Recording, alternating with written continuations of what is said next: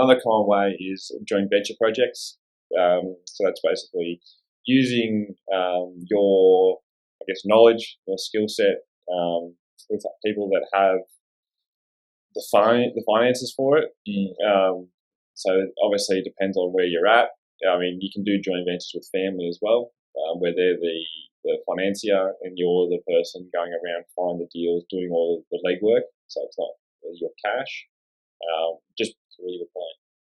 Disclaimer on that one, not disclaimer, just risk warning is just know who you're getting in bed with, and know the complexities of a deal and contract everything. Have really good agreements set in place, have good verbal communication agreements, and then put them into writing and make sure everybody is above board with everybody. But I like the idea of JV deals. I was talking about doing a JV deal with somebody where they couldn't get borrowing capacity, but they had cash. Like, I want to invest, but like, where am I going to get my best ROI? Whereas I could take their cash, use that as a deposit, and I would then have the financing in my name or in a trust or under a company. So I'm not putting my own cash in, and they're fronting the deal with cash for the deposit and purchasing costs, and then I am holding onto the finance. It's under my name, but it's really, I'm not having to use too much cash if it's a positively geared property. I just take on the risk and of that loan, and then they take on the risk of the money being put into as a deposit. And if you've got a really good agreement, like maybe you hold it for 10 years and you split it up, then it's a huge win. So that's one type of JV deal that you can do. What's some of the others, Sam? Professionals, like your skill set, right?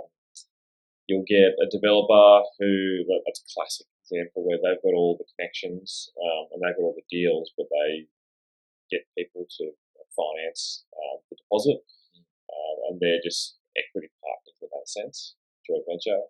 So just look at your skill set. If you're a builder, you're a tradesman, and you can put that sweat equity, we call it, into the deal, or you're really good at finding asset deals. Like that's a skill set in itself.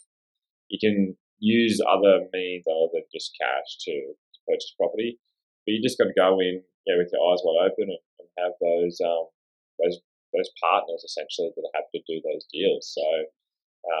So maybe like as an example, a tradesperson might know how to do a renovation or can do a renovation. Somebody might purchase that deal, they'll put the cash in, they will do the renovation and then agree to sale, and once they get to sale price, then they split the earnings between the extra growth of the property, I guess, between the tradesperson that does the work and then the person who finances it. Yeah. So the joint ventures leads pretty closely into the private equity funding and lending, which is it's a third common strategy that we see. So but your joint ventures are, they're more just those agreements where you're both joint working together to achieve the goal. Whereas your private lending and your family lending, it's more so you're the one doing all the work, and your financier basically. It's not a bank.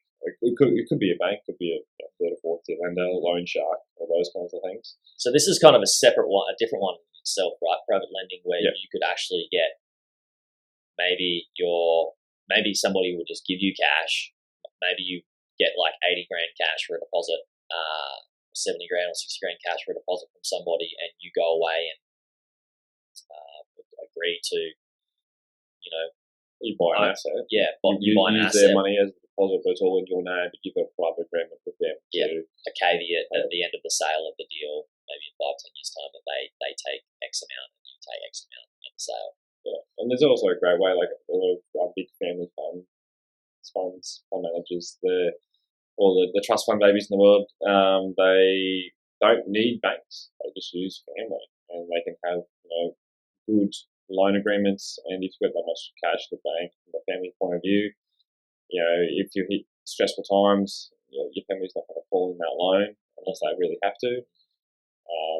But yeah, to each their own. But the private lending side, it's different in that they're not doing anything other than giving you the ability with the cash that you need, Whereas a JV is a joint venture project is you're both doing the work towards the common goal. It just depends on, like I've been approached with joint venture projects where I find the asset, I buy it, I do all the calculations on it essentially, and they just fund it. Yeah. And then also with their connections in that space, they help open doors for me in ways that I wouldn't be able to do it by myself. So another way, I guess, for private lending is like for a deposit, you could get a loan for a deposit. Not advocating this at all, but you could get some finance for a deposit, purchase that property with that cash that you got as cash advance through finance, and then get finance in your own name to purchase the asset with that deposit. yeah, And you got two sort of loans, but there's definitely risks with that as well. Well, you got 106 or 105% debt on it, so you make sure that the cash component that asset is giving you is going to be worth the squeeze, right? Like you're looking at a couple $100 a week in that case. How much you're earning, is it worth it? You don't want to stretch yourself out completely. I mean, worst case scenario, put your hands up, declare bankrupt. Everyone, banks hate you because you repay your loan. You got a 7-year black mark against your name, and the person who lent you the money at the start comes after you for 80 grand or whatever it is, or your legs, depending on what part of the world you're in. Yeah. But yeah, they're your three main common ones anyway: equity, joint venture deals, and then private lending. So I'm talking friends, family, loan sharks, development finance, anyone who wants to give you money. And there's a lot of people out there that are happy to give you money for 10, 20%. That's what they run a business off it. And yes, it's not a bad thing. It's just opportunistic. Like some people, they can't borrow money. They might have a really successful business, but they've been there for 12 months and banks aren't touching them. They got to go that alternative route, and there's a good opportunity. So you just do your calculations and make sure it fits,